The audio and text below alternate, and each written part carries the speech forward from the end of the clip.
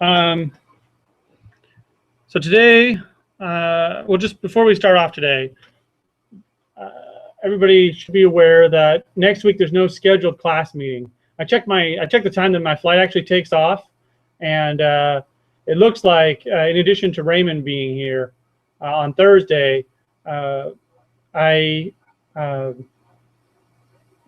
could be here for at least part of class. So if you want to either come talk to me or email me, if it would be useful to have a session. We won't present any new material, but I will actually be present during that time. But there's no formal class next Tuesday, so you don't have to show up. I probably have to leave at about 11 to go down to the airport. And then next week will be a conference. So so for the schedule wise, what we'll do today is talk about this lecture. We're going to talk about statistical modeling using raster data. Then on Thursday we'll finish up the lab, and that we started last week. And I'll introduce a new lab. Now, this new lab you'll really have a number of weeks to complete, but it's easier or about the same level of effort as some of the other labs.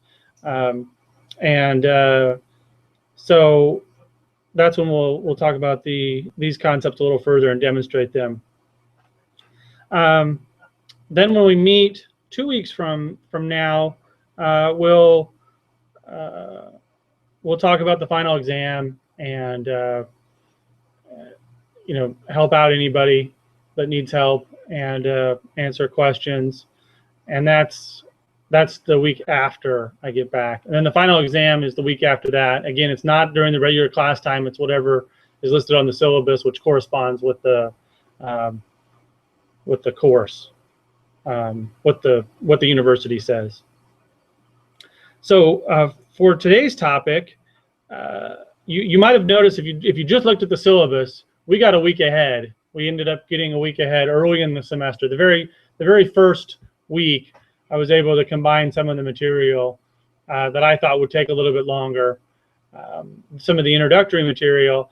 And so what I'm doing now is I expanded what I thought would be the last lecture into 2 lectures. So I said calibration and statistical modeling using raster on the syllabus. Okay, so this is the second week of the last lecture where we're just going to talk about statistical modeling. And so this will be a short lecture, and we'll implement this in a lab just like normal. But we are expanding a couple of concepts from what I originally intended them to be. So that's why it's a little bit short.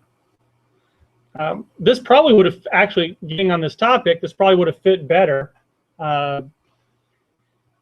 if we put this back when we were strictly talking about model calibration, or talking about the creation of models. And I did introduce this topic a little bit, just in case we didn't get a chance to talk about it. Okay. So what we're talking about today is basically creating a mathematical model using statistical methods. And lots of times we refer to this process, or statisticians refer to this process of creating a mathematical model using statistical methods. They refer to it as regression. So we're going to talk about that. We're going to use that term, regression, and we're going to specifically talk about how that applies in GIS. Okay, so we're going to talk about how to do regression analysis in GIS, and then implement that in the lab. So either as a review or as a new concept, let's discuss what we're talking about, what regression means. And so specifically, when we're talking about making this mathematical model, we're saying that that we're going to relate a dependent variable to a number of independent or explanatory variables. We're trying to explain a variable based on a number of other variables. Okay, there's all sorts of examples. We could be trying to explain where certain animals live. That's a habitat. And then the explanatory variables might be the availability of food, the distance from human settlement, the presence of certain types of trees. And this could be applied in this type, which is kind of a biological setting. It could also be applied to a socioeconomic type setting. We could be trying to predict the presence of certain income levels, or the presence of the presence of different ethnic groups. And it doesn't actually have to be just presence and absence. In fact, for the beginning, we're going to talk about predicting an actual value. So we might be trying to predict income, which is not a presence absence, it's a number based on certain environmental characteristics. Because it might be interesting if we could predict income based on the presence of different city services and green space and things like that. Okay. Or we might be able to predict some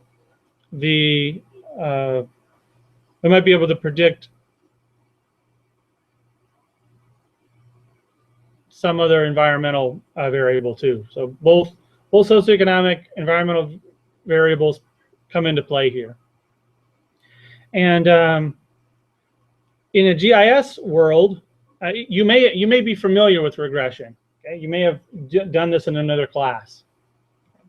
But in a GIS world, the third thing that we're going to talk about here is the values for building these models, for creating these models, can be gathered using local and or overlay operations. In other words, from a particular location. So these are basically local operations. For a particular location, we can gather the values that we need as the independent and the dependent variables. And what regression does, in case you haven't had experience doing this, is that it should make sense to you that we could take any two variables and plot them on an X and a Y axis. Traditionally, we plot the dependent variable, what we're predicting, on the y-axis, and the independent variable on the x-axis. Okay? So if we had two variables and we were trying to predict one using the other, so we're trying to predict income, as a function of education. Okay, so we had a map of education and a map of income. We're trying to predict those two. We could say usually that as income increases, as education increases, income will increase. I know that's probably actually not this strong of a pattern with those two variables. I don't know what these two variables are. I just pulled this example off of the internet. But each one of these individual dots represents an individual observation. So for us, that could be a point on the map, or in a raster grid model, those dots could represent a cell. So we have a cell value representing this variable, and we get a value of like 31. And this variable, we get a value of, looks like about 7. So we plot 7, 31 there. We plot all the rest of the cell values. Okay. So in the lab, we'll practice pulling these values out of cells and making a plot like this. All right. Now this line, this red line, is actually created as a mathematical model. This mathematical model models this relationship. And you can see it doesn't do it perfectly. It's a trend line. It's a trend line through this data. Okay? And the most common way to do this is actually for the mathematical model, and we're not going to cover this in this class, okay? But the mathematical model, we're not going to cover the mathematics involved, is what I'm trying to say. The mathematics involved are that they try to minimize the distance from this mathematical model that's derived and all of the individual observation points. Okay, the terminology that you'll hear a lot is the least squared errors, or ordinary least squares. We're trying to minimize the squared errors here That's the mathematics that's involved. And really, we don't, in order to apply, in order to understand and use regression, you don't actually have to understand, or you don't have to actually calculate the math out by yourself. It's not necessary. Okay? But you can understand that the concept is that this mathematical model describes the relationship between these variables. It describes a general trend between these two variables. And if we have the equation of a line, what's the equation of a line? We got y equals mx plus b is one way to say that, right? So y equals mx plus b is the equation of this line. Once it's derived, we can ask for its equation. Okay, y is the variable we're trying to predict. So in this case, if we're going to use this example of income, we're trying to predict income based on some multiplier of x, something times x. And that something times x tells us what the slope of this line is. Okay. And then the b tells us what the intercept is, so how far off that is. Okay. So once we have that expression, y equals mx plus b, one of the neat things about doing this in a GIS system, particularly in a raster GIS system, is that we can take that equation and we could plug that in to the raster calculator and use that to create a map of whatever we're trying to predict. Okay. So that's the general direction of where we're going. This here is what we call a multiple regression model. So what I've described to you earlier is a single regression model. In other words, there's a single independent variable.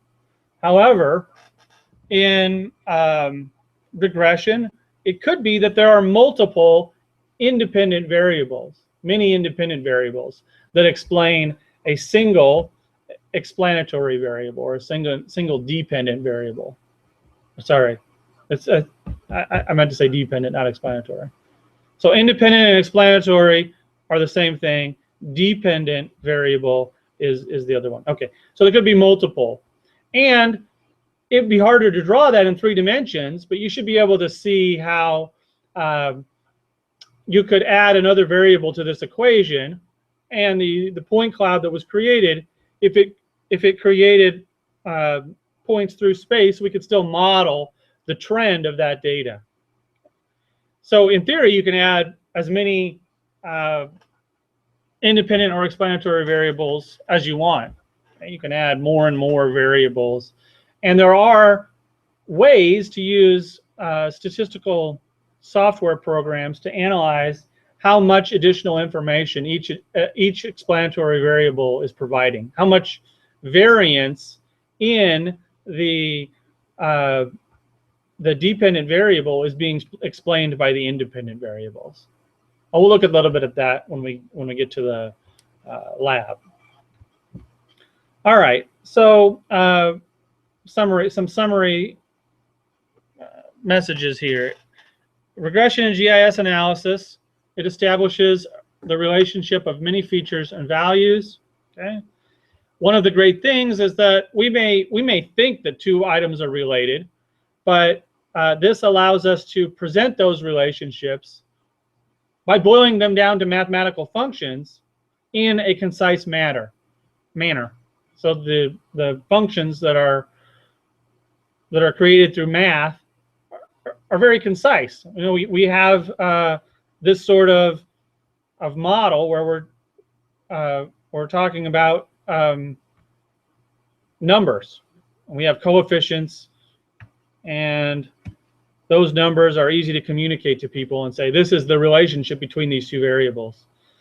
It also allows us further exploration of the data, something that even people that use regression a lot forget is that sometimes the mathematical model itself is of less significance than observing the differences between the mathematical model and certain variables. And lots of times we call those values the residuals. In other words, the difference between the real value and the observed value, okay, the difference between this value and this value. And lots of times it's important to examine those values and see where there are very high residuals, because in those areas there's often a special story to tell. Okay? So it might be that if we're looking at income and education, if there was an area where there was a very high income but a very low education, there might be a unique story to tell about that particular area, those particular people, and vice versa. Okay, you know, if we're just trying to study the educational effectiveness of some area, we could look and see if there are areas where they received a high amount of education, but they did not likewise have a high or relatively high incomes. We could study those areas. And so doing regression analysis allows for further exploration of the data. Like I mentioned before, the analysis output format is conducive for GIS environments. It's conducive for maps. Because we're talking about various thematic layers in a GIS system, we already have the ability to drill down through all those layers and collect the values that we need to input into regression. And likewise, coming back the other way, since we get a mathematical model, the output can be included in the raster calculator and we can see the results. Okay. So we can also use a mathematical model to make assumptions from a sample. In other words, what we can do is build a model in a particular area and test its effectiveness on other areas. And we usually call the areas in which we have data samples, and then the areas that we want to apply them to the entire population. For example, every location on a raster.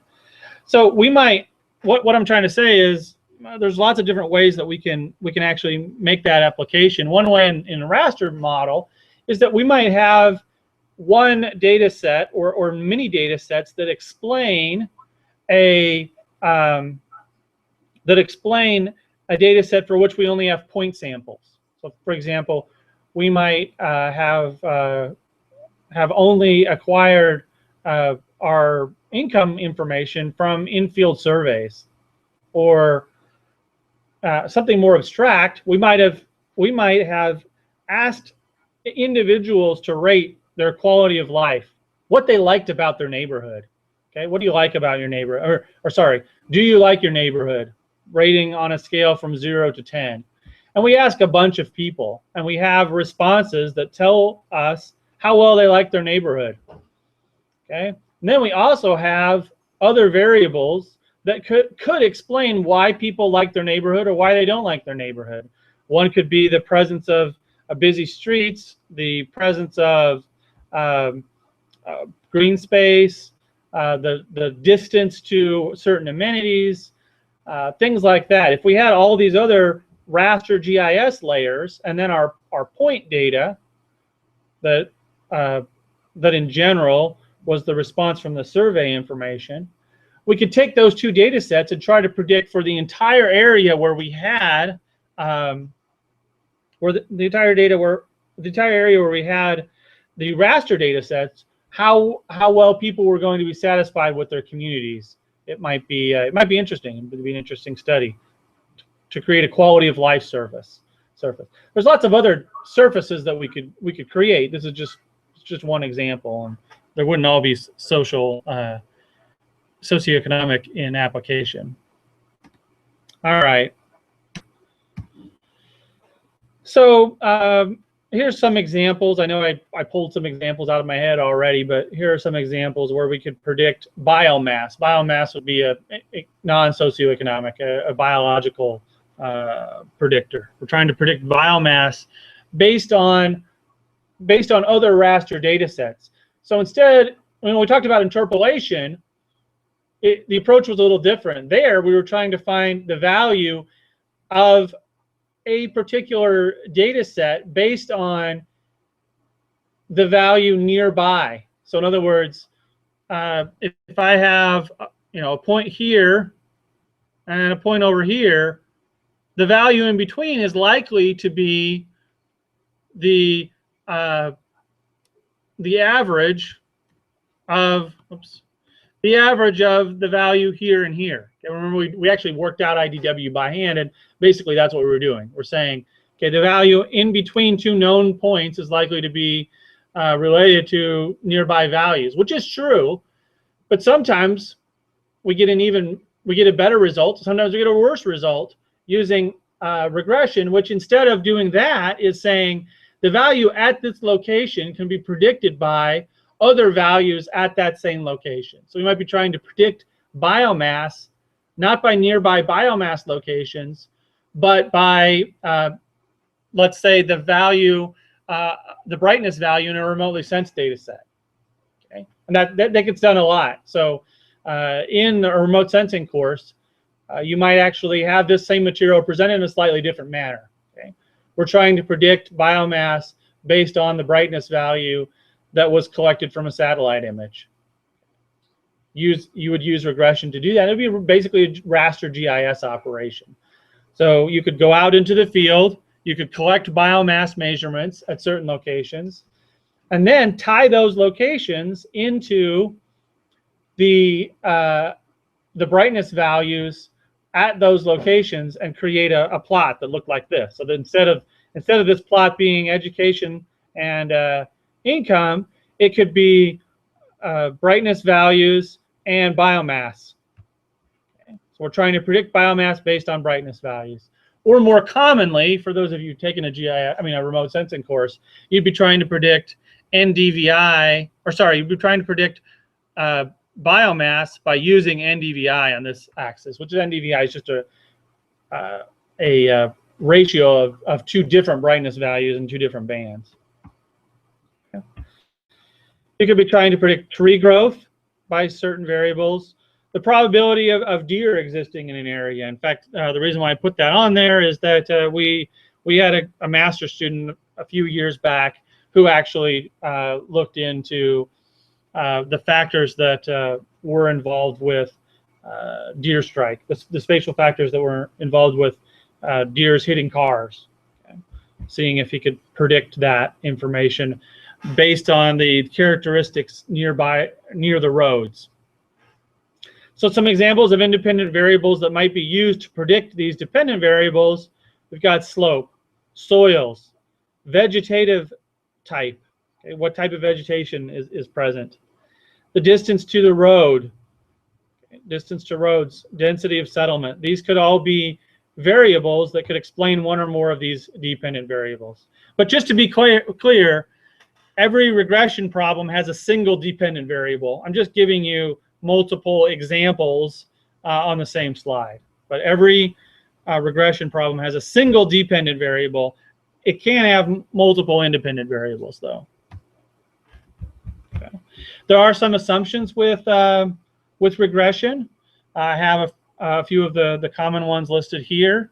One is that the errors have a normal distribution for each set of values of the independent variable. What that means, if we go back to the first slide here, are these errors the difference between the known value and the predicted value, or the predicted value and the known value, that those, for the most part, there's only a few that are really close to the line. There's more that are kind of an average distance to the line, and then a very few that are far distance from the line. Okay, that's what that means.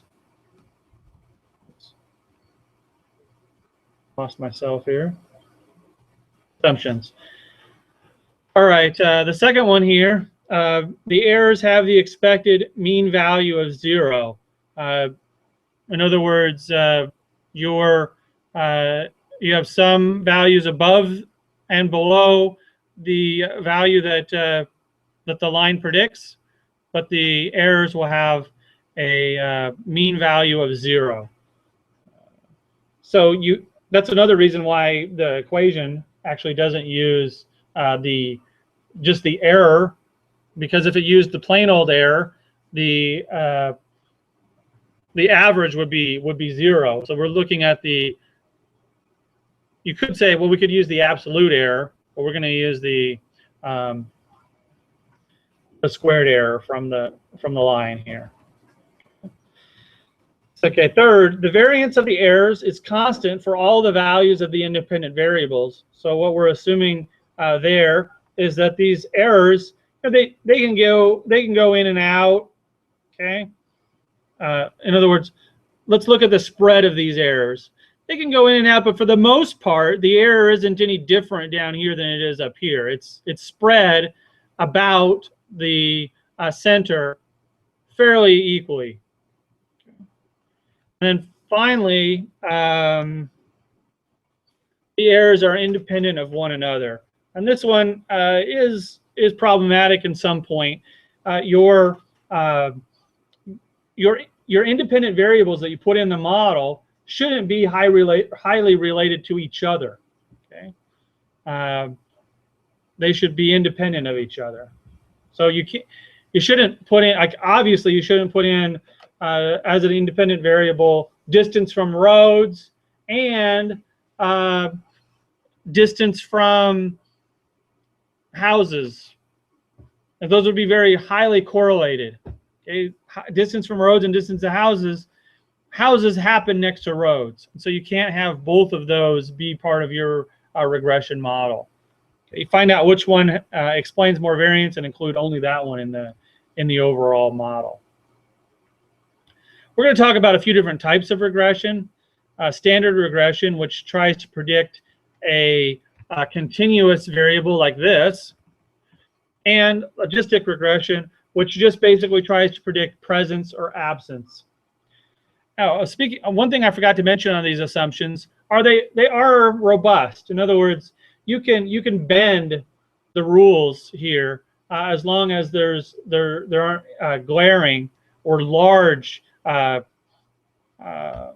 problems with the data itself. Okay, so if there's some correlation between two of the independent variables, that's okay. Meaning, you know, if you plotted them, if you could kind of see, mostly it looked like they were just scattered everywhere, but you could kind of see that one was related to the other, that's okay. Or it can be all right. Okay, and then logistic regression, and presence or absence, I think I mentioned that. All right, one thing that we need to bring up here is that oftentimes, we've talked about how regression doesn't want your variables to be related to each other. Sometimes, when we start dealing with space, our variables can be related to each other because they're both actually related to space. Okay? So it's important to look at the spatial autocorrelation in the data. And we've talked about what spatial autocorrelation is. In other words, things are changing based on their location, their distance to other known values, and we can predict a value based on its spatial location, its relative to other values. And typically, if there's a high degree of spatial autocorrelation, that's a good indication that regression might not be the best tool.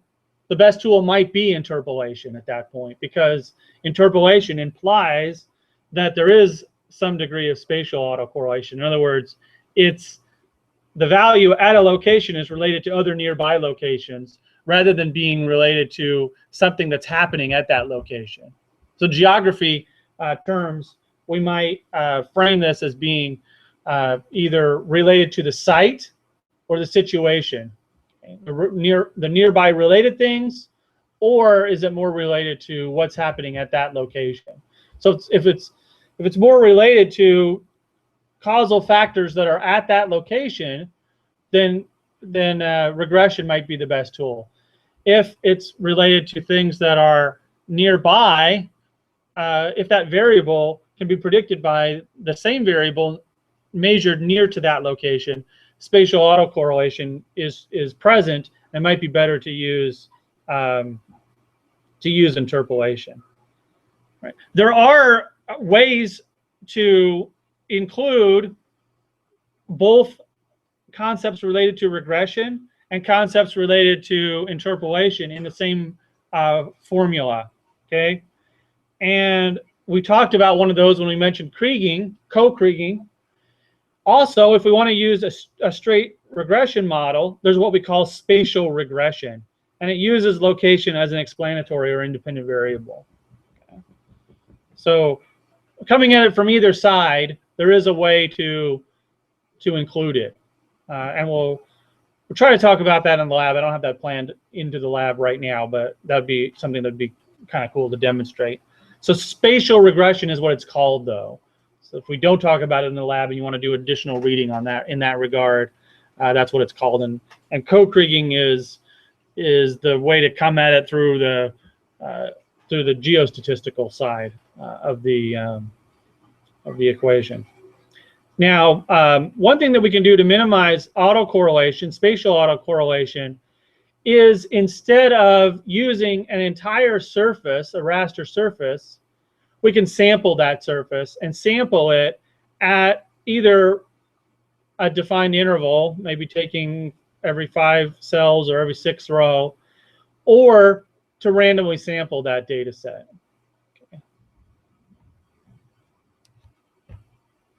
All right, so we've talked a lot about this. How do we actually implement this in the GIS? Well, one concept that I want to talk about in a GIS system, a GIS software package is not always the best tool for doing statistics. So what often happens is that we build a model using 2 different software packages. We first run the processes that we need to run in order to prepare the data. The data then gets exported out into a statistical package. Why would we want to use a statistical package over just using a GIS software package? Well, one of the primary reasons is because the statistical package usually offers a much richer set of information. Okay, we can find out more about the analysis that's been run. Okay, it offers more statistics. It formats them. It's basically a tool that's been designed for statistical analysis. And I go over a few packages in a few later slides, so I'll get to there. But more and more often, you know, when I first started doing GIS 15, 20 years ago, GIS systems didn't do any statistical analysis. You had to do this. And it's becoming more and more common that there are some statistical tools. And so you can do quick and dirty analysis inside of ArcGIS. And you can even see a few of the tests that are performed that tell you the strength of the model that you created. You can look at scatter plots and that sort of thing. Okay, but those are the kinds of things that a statistical package really excels in. And so typically, we still, if we want to do real statistical analysis, or I would say not necessarily real, but we want to actually do involved statistical analysis, we'll prepare the data, export it into another package, analyze it, and produce, and then import it back in. Okay, so here's the workflow. You gather the data from the factors, the independent variables, the dependent variables. That's done through some sort of overlay operation, or very commonly it's done using the extract values to points command that I mentioned in an earlier course. I mean, sorry, not an earlier course, in an earlier lecture. Then that data set as a table is exported from GIS. That table then can be run inside of a statistical package where you run a regression, and you have a lot more flexibility for the types of regression models that you can create. For example, we haven't covered this, but let's say your 2 variables were related, but they weren't related by a line. They looked more like they were related curvilinearly, okay, through a curve. So you could explore your data inside of the statistical software package and see if that line, or you could see the nature of that relationship. And in the end, you'll produce a mathematical relationships that'll have coefficients. In other words, it'll just tell you what you need to multiply all of your individual explanatory variables by in order to produce the dependent variable value. Okay, so you'll get a bunch of coefficients, you multiply each, and then you'll get a single coefficient that represents the intercept, and then you add all those together and produce a result. And you do that in map algebra. Okay, so here's an example. So let's say we prepared our data, we exported it, and it built a regression model that look like this. It's always going to look very similar to this, particularly if it's a linear regression model, meaning a line. If you ask it to produce a polynomial expression, some of these values will have squares or even cubed values. In other words, you're saying to predict a non-linear expression. But it's always best to start with a linear expression and to assume that your data is related to the dependent variable in a linear nature. Okay. So the output from this regression model that you ask it to run, given the data that you have, could look like this, where coefficient 0 is 1.250. So you would just plug 1.250 into that value. You would just plug negative 0.029 into this value, this a sub 1, and into a sub 2, you'd plug this value. Okay. That's all we only had two explanatory variables there. So we have two explanatory variables and the primary coefficient, the intercept. Okay. So you always have one more coefficient than you have explanatory variables. That's one of the rules. So we could take this equation from here over and plug that into a raster calculator and produce a prediction surface, doing something like this. So we create the prediction surface with map algebra. Let's say our two explanatory variables were elevation and distance to roads. So we just take inside raster calculator, we multiply elevation by this coefficient right here, and we multiply distance to roads by the other coefficient that was found by the statistical software package, and add those to the intercept coefficient. And then our outgrid at every single location, the outgrid would be the predicted value in our model. So we're trying to predict, here we might be trying to predict the number of deer that you would see or something. I don't know, I'm just making that up. Or maybe the number of a certain plant that you would see. Okay.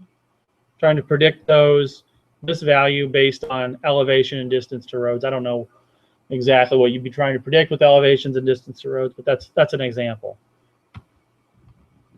Spatial regression works a little bit different. You still have to determine the significant variables. Okay. Spatial regression uses spatial autocorrelation. So you feed it the location of those values. It runs, and it still creates a surface and a probability surface. You still get the same outputs, but it's using the spatial location. So it's mixing those two concepts. As a modeler, one of the great things about and I know I've said something like this before, but one of the great things about where we are with computing these days is that as modelers, we have the luxury of running several models and examining the results of the models and see which one makes sense, because the same model will not always work for every case. It's the reason why we have all these modeling tools is because it's good to find the best model for our particular application. And so lots of times it involves running a regular regression and a spatial regression and see which one makes the most sense for our data. All right, logistics regression basically produces a presence or absence model. So this is the type of regression that instead of producing a continuous variable, it produces a yes or no, or a 1 or a 0, binary, a true or false, any of those types of things. Okay. There are modified logistical regression methods that will produce, instead of just presence and absence, they'll produce 1 of 3 or 1 of 4 values. But in any case, it needs to be a discrete value. Okay. One of the advantages of logistics regression is that the assumptions are relaxed. In other words, I told you before that even with standard regression, the assumptions don't have to be 100% perfect, but they do have to be close. But with logistics regression, they're relaxed even further. You don't necessarily have to see you don't necessarily have to see your data be normal, your errors being normal. They can be all over the place, and logistics regression should still work for you. One example of a logistics regression problem might be habitat modeling. We want to find out where suitable habitat is for red squirrels. We've already covered one method for doing that. Okay, but now we're talking about, instead of talking about the mechanics of the model creation itself, we're talking about the mechanics of making a mathematical model using a particular statistical formula. Here in this case, using elevation, slope, aspect. This logistics regression would be the method to come up with the factors or the weights for creating a capability suitability model. All right, I mentioned that I would talk later about where a regression capability exists. Where can we do this type of analysis? Basically, most classical statistical packages will allow you to do regression. You can do them in SAS, SPSS, R. R is an open source software package that does require a fair bit of skill to be able to use, or I guess knowledge to be able to use. But if you read through the documentation, you can do it. It's programming based. It doesn't really have a GUI. SAS is very similar. It's a commercial product that does the same thing. SPSS, on the other hand, is very user friendly. It has a GUI that will guide you through these processes, but you still have to know what an explanatory variable is, what a dependent variable is, in order to drive you through the interface. Now, what we'll be doing in the lab is using ArcGIS's native tools to do this, as well as we may just use Excel has some basic tool. Microsoft Excel has some basic tools for doing regression. Okay, but you could use any of these statistical software packages, as well as using ArcGIS. ArcGIS has an entire toolbox called the Spatial Statistics Toolbox. It has some tools called ordinary least square regression and geographically weighted regression. This is what they call basically spatial regression here. Okay. The toolboxes, though, do require that your data is in tabular format, even still. So in order to do these processes with raster data, you still have to get your data either in tabular format or convert it over to points to sample the data set. Okay, so we'll still have to do that workflow as part of what we do in the lab on Friday. Okay, so that's all I have for the lecture. If you have any questions, I can go ahead and answer them now for the Hattiesburg people. Again, I apologize for being late. If not, I'd like to open it up I'd like to basically spend some time helping the Gulf Park people here get up to speed on the lab that we did on Thursday. Make sure that it's working for them before we continue that lab on Thursday. Anybody they got questions about what we presented today?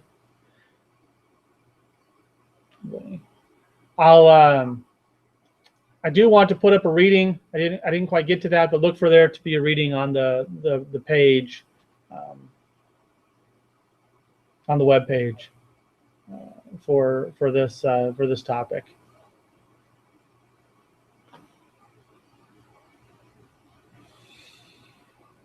All right. right.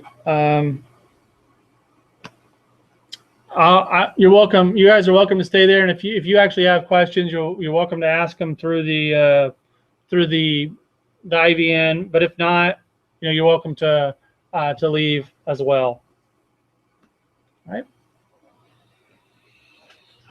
Okay. Let's take like a 5-minute break. I ran here. I'm just gonna get a drink of water out in the hallway, and then I'll help you on your issues.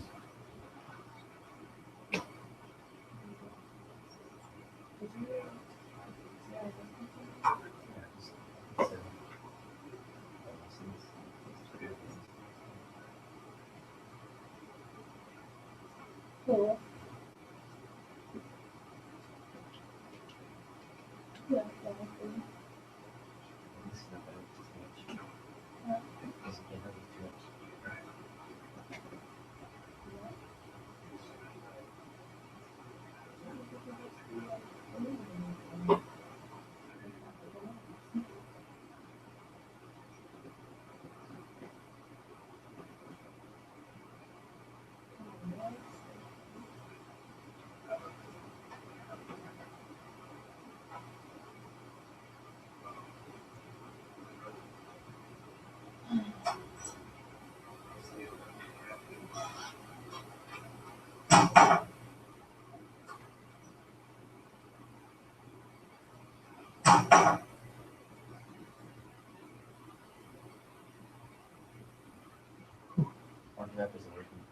It's not working at all.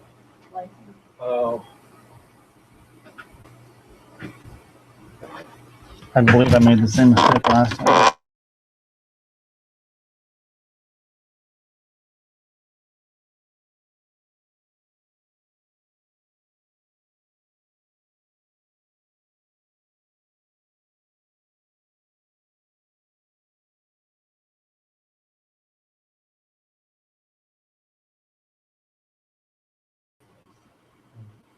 Yeah. It might take a second.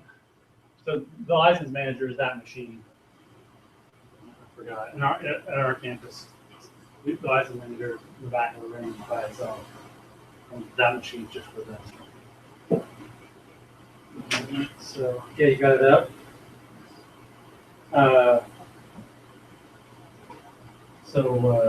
Do you have a toolbox at all, or so? But does it not run? Thinking of the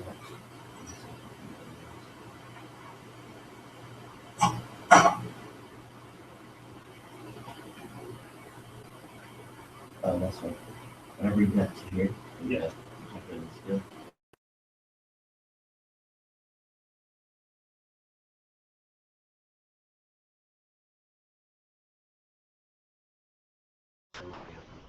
We started on this.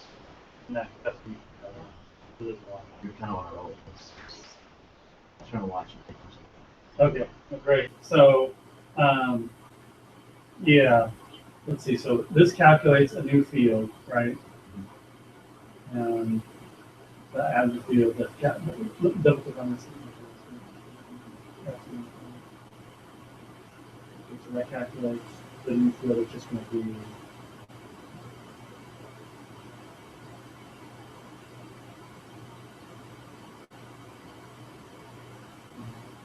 Yeah, that's right. Because this is the new field is going to be designed fluidly, and then the value methods, right now it came to us good. And then the output there, and then I believe that one of these others we ended up just, and that's where I probably messed everybody up. That we just decided. Look here real quick. I still actually have it pulled up.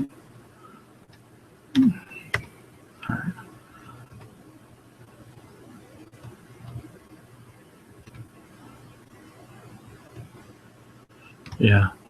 So we didn't end up needing to do the summary statistics. So you could take that one off. So go directly to the table select.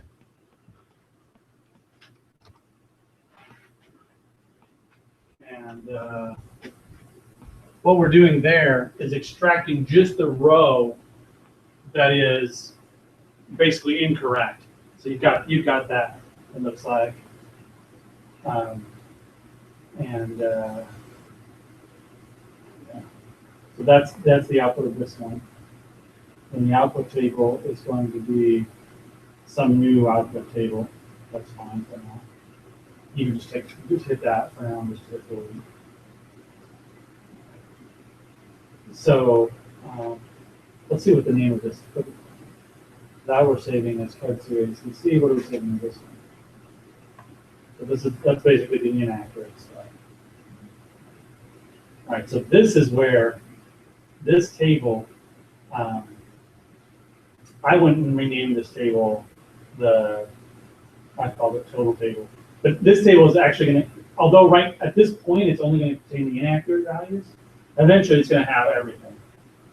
And so I went and renamed it something like output table or something. I called it total table. You can call it whatever you want, but it's going to end up having all of the values.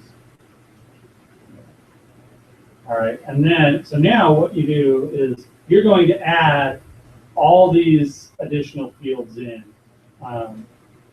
So let me just get I'm just going to bring my laptop over here, but you're going to add a field for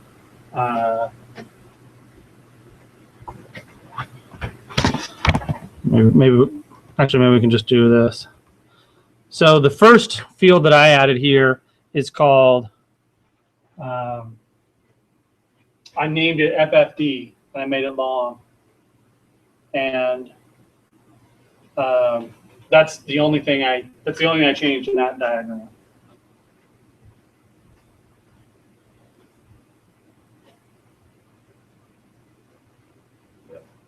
So you're adding a new field. So field is this way in the table. So you're adding another field, and this field is just going to hold the because eventually we're going to do this, run this model over and over and over again. And so for this particular loop through the model, it's going to hold the value that we use for frost-free days. So it's going to run through and create the number of frost-free days. Hey, how's it going? Oh, pretty good. Are you using this class or just the net later one? Just some questions today. Okay, so then say okay there. Now, if you want, I can help you out individually or either way. I'm right at the behind them here. Oh, okay. I got lost quickly.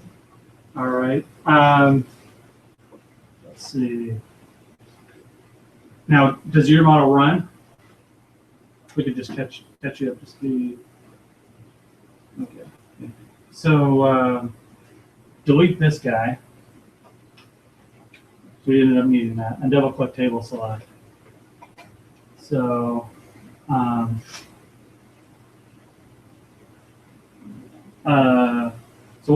hover over that. I'm pretty sure what it's going to tell you is that already exists.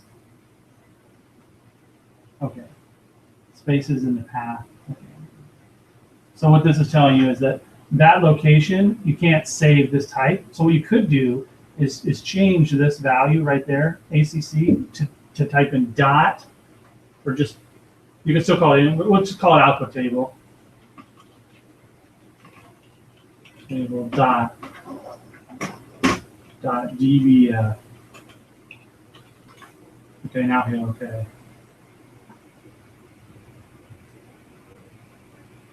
Okay, now hit, yeah, you could hit run, so you'll just run that part. Okay, go to model, run entire model. And see.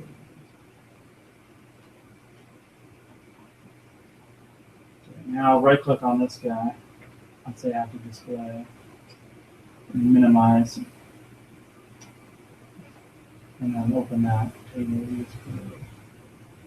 All right, so that looks good because what's happened so far is that it's telling you that's how many inaccurate cells that you had. So actually, you guys are in the exact same spot right now. You're one ahead, but so the next input would be this table.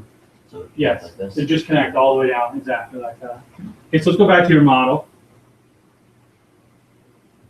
All right, so now we're going to drag an add field onto this model. By the way, the reason this error happened before when don't click on this for a second before we add that. So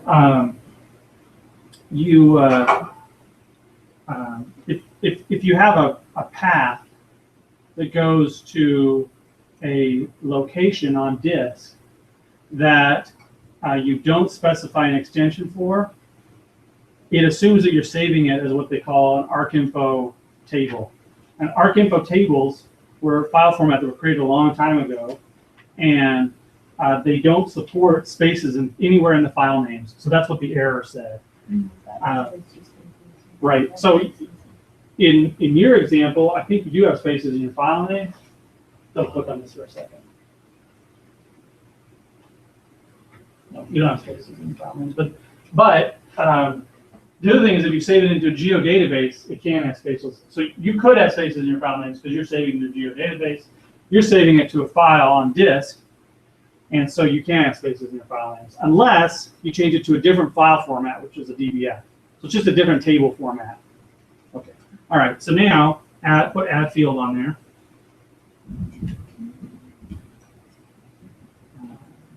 It's under I think it's under data management tools, and then fields, and then add field right down on there. Double click on that guy, and then type in the input table is going to be this one, but you want to get the recycle. Okay, that's good. And then field name is going to be FFD, and then the field type is going to be long. That's great. Now, when you say okay, this should connect if it did it right. Okay, great. All right.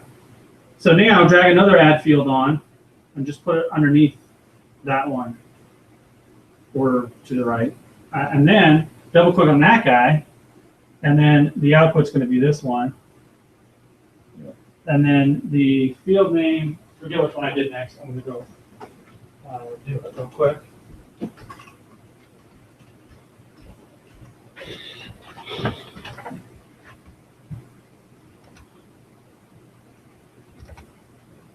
I did precip, P-R-E-C-I-P, and that's also going to be the long.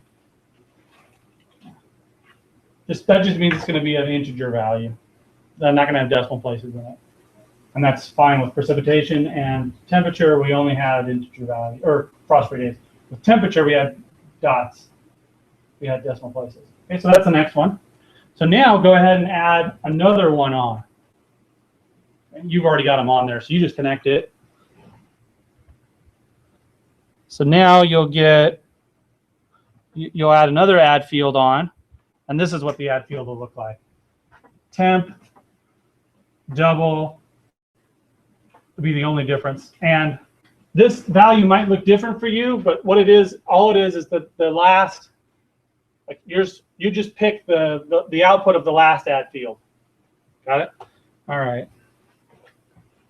So we've added 3 fields so far. Now we're going to add another field. Oh, that's the one we just added. We're going to add another field called correct.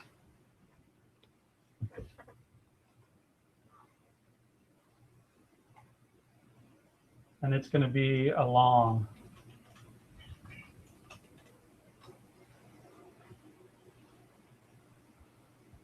Okay.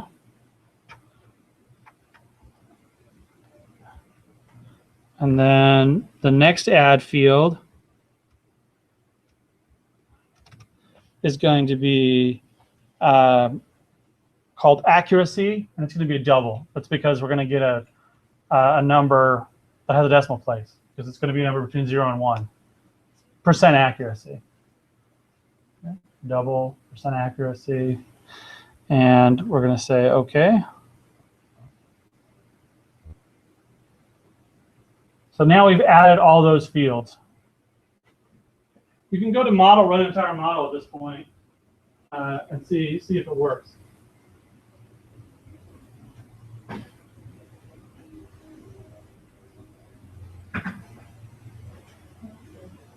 Did it run? Okay, right click on that guy and say add field, add to display, and then let's go look at it. Well, yes, or just do that. Yeah, it probably will be good. I think it's this one, right? Output table. No, I think it's that one.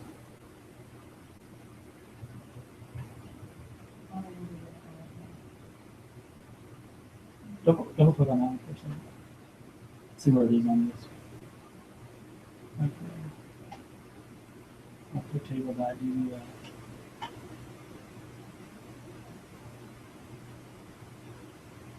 It should be it, right?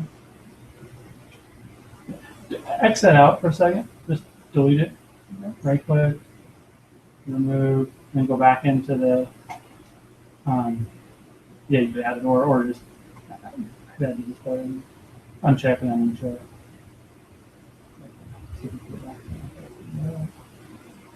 Okay, there we go. Yeah, for some reason it didn't refresh, but now you see what you've done is added all these fields. That's what we're doing in the model. So we have frost radius. They're all empty right now. So what we're going to do now is calculate something to put in those fields. So now calculate values is calculate fields are right there, and yeah, you're going to back up, drag it down, and this will be you can actually use this or yeah, choose output to DBF6. I'll open up each of these and we'll look at those.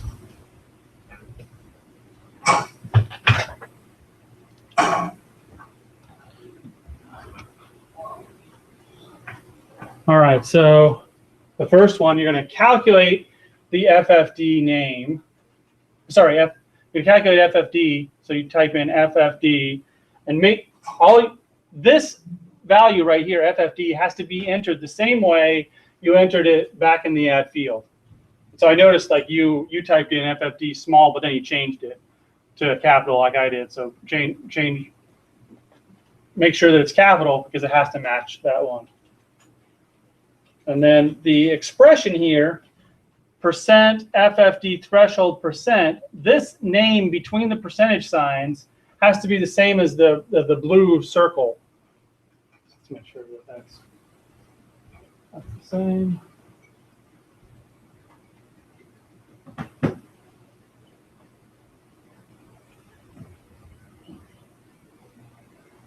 It's probably okay. Say okay, and go back. Go back that way. And so this is what I'm talking about. This FFD threshold has to be the same as that. And it's going to pull the value. Double click here. See that value there, 146, is going to pull that value, close it, and then go back over, double click this guy, and put it into this field.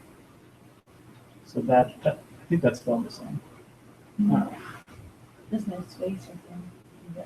I don't think there is. Is there space? There's a space in this one. Double click on it. Yeah, it's just, I think it's the way after you guys wrote it. Okay.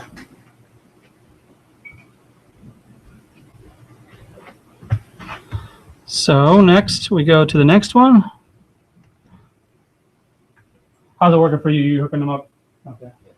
All right. So the precip and precip threshold. Again, this is just going to pull the value out of there.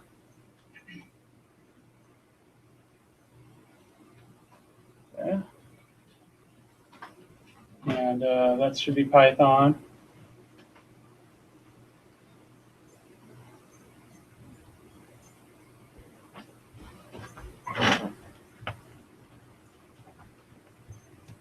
The next one, just drag another one on there. It's temp and temp threshold.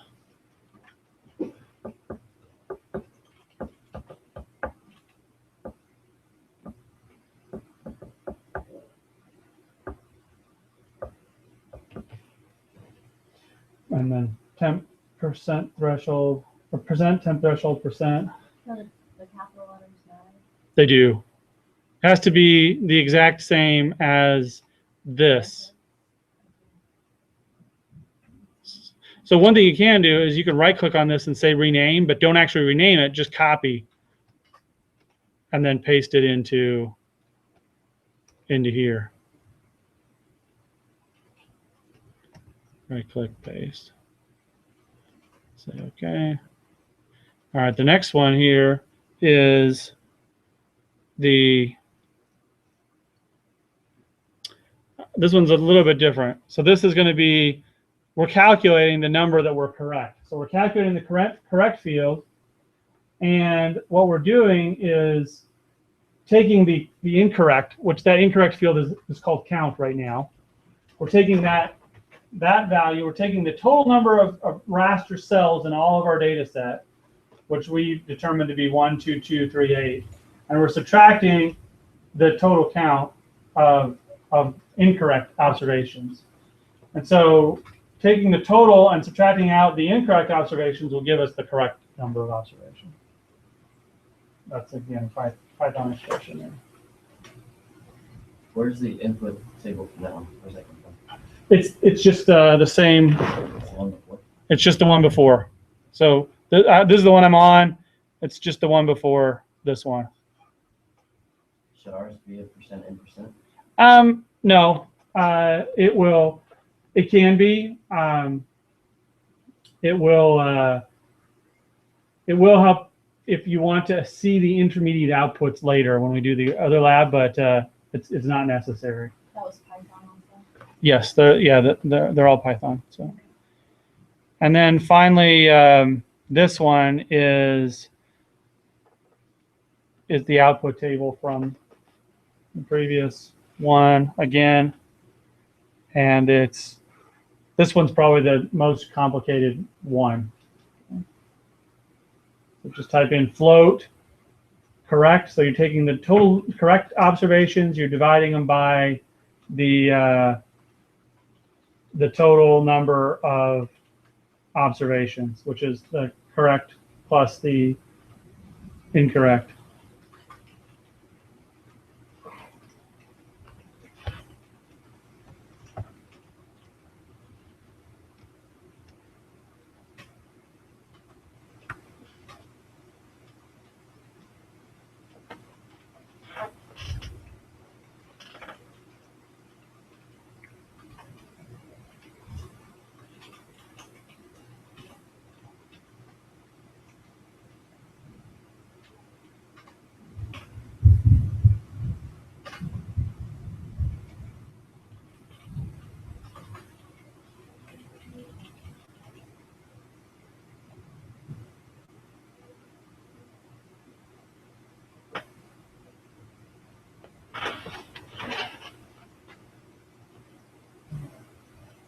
What is supposed to be the rest of the Well, it looks like it's gonna get that like pretty bad.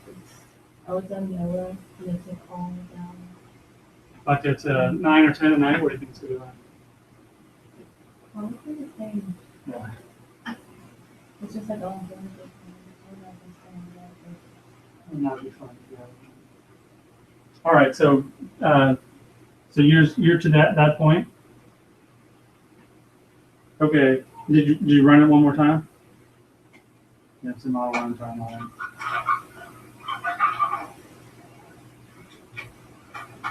Wow, that looks pretty bad. Yeah, it's all Okay, so we're going to look at this output here. Right click, after display. This file isn't going to crash. Oh, yeah. Yeah, because we just have to do values. So those values look right. Oh, yeah. Well, yeah. What happened was that value didn't get put in there. I mean, it still calculated the accuracy, so it's still using it, but for some reason, let's look at that. The temp one. It's the temp threshold. It's killing. Oh. FFD threshold. Preset threshold. Okay. So you could just add one. The order that you do these things actually doesn't matter, except for the percent correct needs to be calculated after the correct is calculated. So you could just, you know, put that one into there, or yeah, you can do that. So then you just take this guy right here, and I think the best thing to do is just delete it at this point. Now drag a new one down there. Yep, exactly. It's an input table.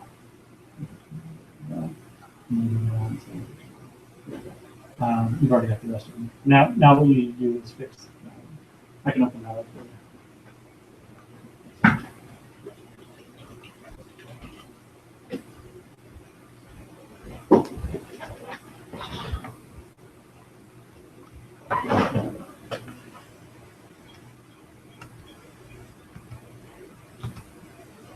So that precip temp, that's this one. So that's what you need to put in that empty one. Then you should be able to run it, and it should run for you.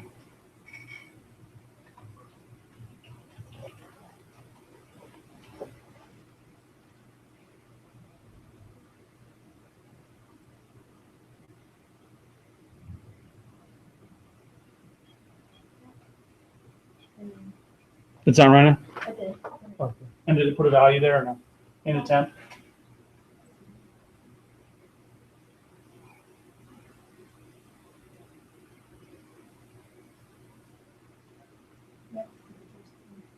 Good. So what it's doing is pulling.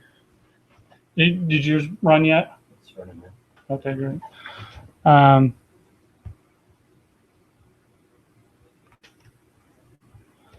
So it's pulling the values that it used to create the model into that table, so that you'll know what values it used to calculate that, I mean, to arrive at that particular accuracy.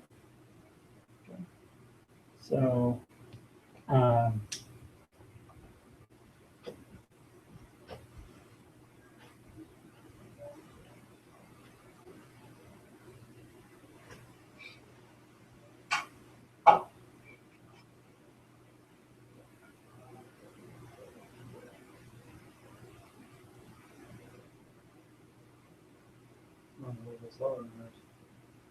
Okay.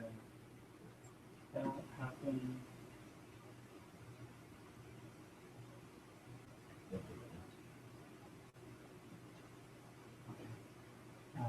There's a little bit of an error.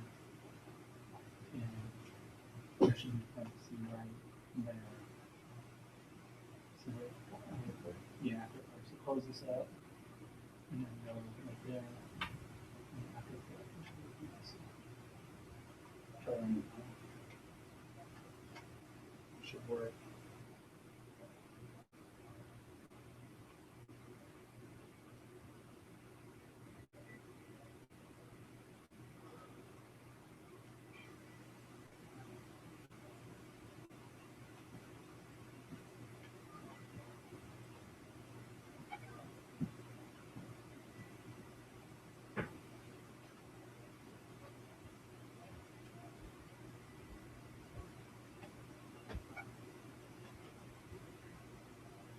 It's still cool in the hall.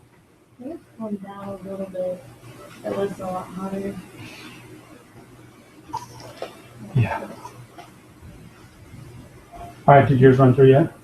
Almost.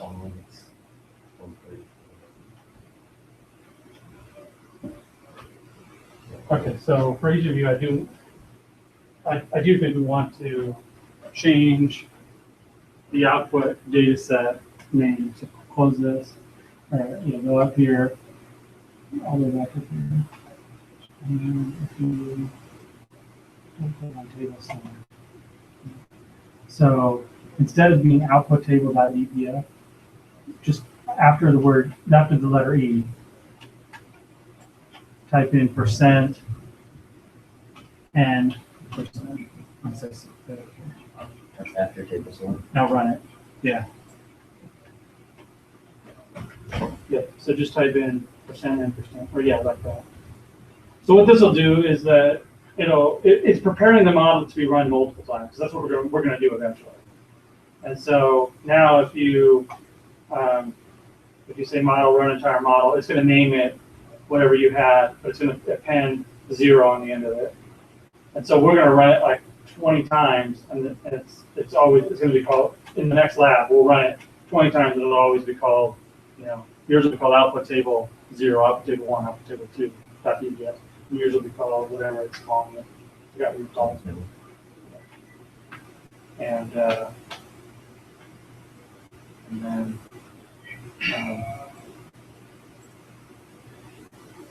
then we'll be able to take those results. So, in fact, we could.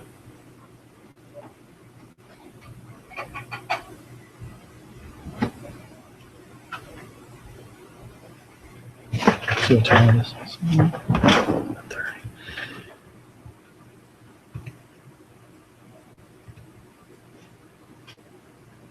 I wonder if this is even still going.